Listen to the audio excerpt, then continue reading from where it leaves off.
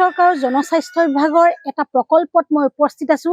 তিনিচুকীয়া জিলাৰ মাঘেৰিটা সমষ্টিৰ অন্তৰ্গত লেখাপানী গাঁও পঞ্চায়তৰ কেনিয়াত যি জনস্বাস্থ্য কাৰিকৰী বিভাগে 2012 চনত এটা প্ৰকল্প নিৰ্মাণ কৰিছিল বিশুদ্ধ খোৱা পানী যোগান আঁচনি। আৰু এই আঁচনিটোৰ জৰিয়তে এই যি কেনিয়া অঞ্চলটোৰ প্ৰায় 80 ঘৰ লোকক বিশুদ্ধ খোৱা পানী যোগানৰ এক প্ৰকল্প হাতত লৈছিল।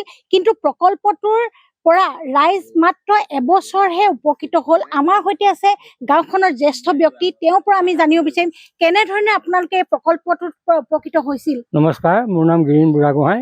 1912 চনতেই এইটো প্ৰদীপ বৰদলৈ ডাঙৰ ইয়াৰ সহযোগত আমি পানী যোগান আঁচনিটো পাইছিলোঁ। এই পানী যোগান আঁচনি বৰ পয়া লগা। আমি প্ৰায় এবছৰ 9 মাহমানহে পানী পালোঁ, তাৰপাছত এইটো সম্পূৰ্ণ বন্ধ হৈ গ'ল। তাৰপাছত নাই 2004 চনত আকৌ 2 দিন পানী দিলে। তাৰপাছত কামটো তেনেকৈয়ে থাকিলে।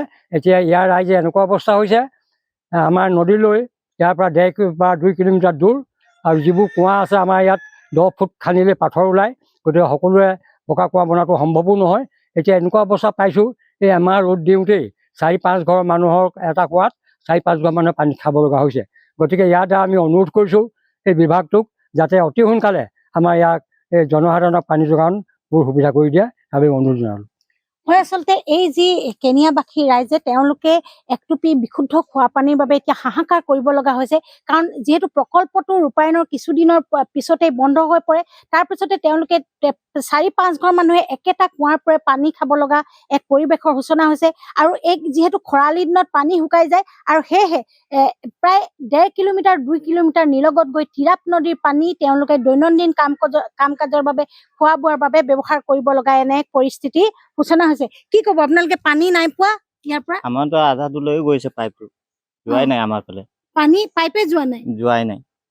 হয়, আচলতে পানী পাইপে যোৱা নাই। তেওঁলোকে জনাইছে যে পানী পাইপে তেওঁলোকৰ যি গৃহলৈ যোৱা নাই।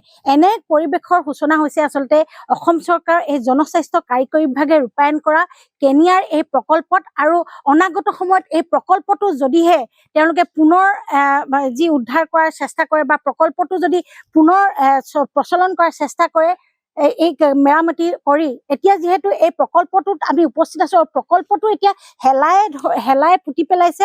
আৰু প্ৰকল্পটোৰ ভিতৰ চোৱাত হাবি জংঘলে আচলতে আৱৰি ধৰা এক পৰিৱেশৰ সূচনা হৈছে। এনে পৰিৱেশৰ মাজত আচলতে গাঁৱৰ লোকে বন্ধ হৈ পৰা প্ৰকল্পটোৰ প্ৰায় বহু দিন ধৰি পানী তেওঁলোকে পোৱা নাই। খোৱা পানীৰ বাবে তেওঁলোকে হাহাকাৰ পৰিৱেশৰ সূচনা হৈ আছে।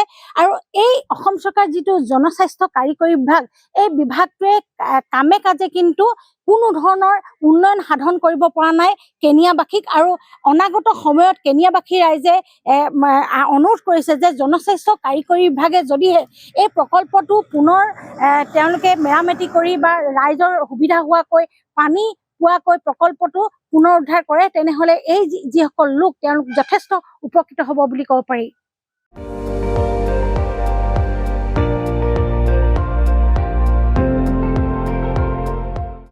আপুনি চাই আছে ND24, সৰ্বশ্ৰেষ্ঠ নহয় সৰ্বোত্তমৰ দৌৰ।